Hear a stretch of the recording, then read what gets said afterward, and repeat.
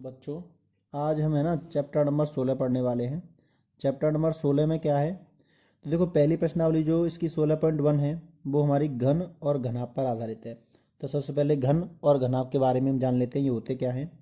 तो देखो ऐसी एक आकृति जिसको हम कह सकते हैं, ऐसी एक त्रिविमीय आकृति जो कि कैसी हो, आप तो ये मान लो जैसे कि लूडो देखा ना आपने, लूडो।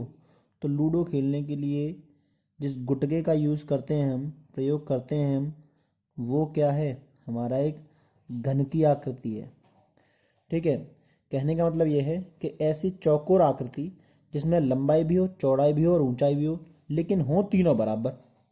लंबाई चौड़ाई ऊंचाई हो तो सही, लेकिन हो तीनों बराबर, तो वो क्या कहलाती है, वो घन कहलाती है। तो ये क्या है, घन है। ठीक है, तो इसमें सारी चीज़ें बराबर होती हैं, जैसे लंबाई है, चौड़ाई है और ये ऊंचाई है, तो ये तीनों बराबर है। तो हम तीनों को एक ही चीज़ मान लेते हैं कि ये जैसे ए है, ये ए है, तो ये भी ए है। अब इसमें होता क्या है, इसमें हमारी 6 साइड होती हैं जिनको फलक कहते हैं। देखा, 6 साइड देखनी है आपको, ये वाली, ये वाली, ये वाली, ये वाली, एक आगे वाली और एक पीछे वाली, तो 6 साइड होगी ना। तो 6 साइडें कैसी होती हैं, सभी के सभी जो है वर्ग के आकार की होती हैं। जैसे मैं इसकी बात करूं तो ये भी क्या है, एक वर्ग के आकार की है। ठीक है ना, इसकी लंबाई चौड़ाई समान है। तो मैं जब क्षेत्रफल निकालूंगा ना, तो चाहे तो मैं इसका निकाल लूँ, चाहे मैं इसका निकाल लूँ, वो सभी समान है क्योंकि लंबाई चौड़ाई ऊंचाई समान है। तो ये क्या, एक वर्ग है। तो कुल मिला के इसमें 6 वर्ग हैं। ठीक है ना, अब 6 वर्गों का क्षेत्रफल निकालेंगे तो उसको हम कहते हैं पृष्ठीय क्षेत्रफल। तो इसका पृष्ठीय क्षेत्रफल होता क्या है, मतलब 6 का निकाल लो और सबको जोड़ दो, तो 6 का वो तो एक सही होगा, एक जैसा होगा नहीं होगा। तो वर्ग का क्षेत्रफल क्या होता है, भुजा गुणा भुजा। तो इसका क्षेत्रफल क्या हो जाएगा, भुजा का वर्ग। तो भुजा का वर्ग यानी ए स्क्वायर हो जाएगा। लेकिन ए स्क्वायर यहाँ कितनी बार है, 6 बार है, क्योंकि 6 फलक हैं। तो इस तरह से घन का पृष्ठीय क्षेत्रफल क्या होता है, घन का पृष्ठीय क्षेत्रफल होता है 6 गुणा भुजा का वर्ग। आ गया ना समझ में आपके। तो ये हमारा पृष्ठीय क्षेत्रफल हो गया। इसी तरह से होता है हमारा घनाभ। अब ये घनाभ क्या होता है, देखिए घनाभ एक ऐसी आकृति होती है, जब हम घन बनाए ना, तो घन में तो सभी की सभी एक समान होती हैं, इसकी साइड है।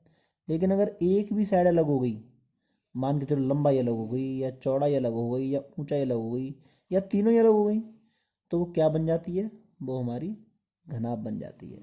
घनाभ के तो कई उदाहरण हैं, जैसे ब्लैक बोर्ड को मिटाने वाला डस्टर होता है। ठीक है, जैसे हमारी किताब होती है, जैसे हमारा ज्योमेट्री बॉक्स होता है, हम कह सकते हैं ईंट होती है, या हम कह सकते हैं हमारा कमरा होता है। ये सभी घनाभ क्या कर होते हैं, लगभग लगभग। तो इसमें क्या होता है, सारी की सारी जो साइड होती हैं लगभग लगभग अलग होती हैं। वैसे होता तो ये है कि तीनों में से कोई भी अगर एक अलग हो जाए तो वो घनाभ बन जाता है। जैसे मैं इसकी बात करूं, मान के चलो, जैसे मान लिया हमने ये नीचे वाली क्या है, ये लंबाई है। ठीक है, ये चौड़ाई है और ये इसकी ऊंचाई मान ली हमने। मान के चलो ये उसकी ऊंचाई है। ऊंचाई को हमने h से मान लिया, लंबाई को l से मान लिया, चौड़ाई को b से मान लिया। तीनों अलग अलग हो गई।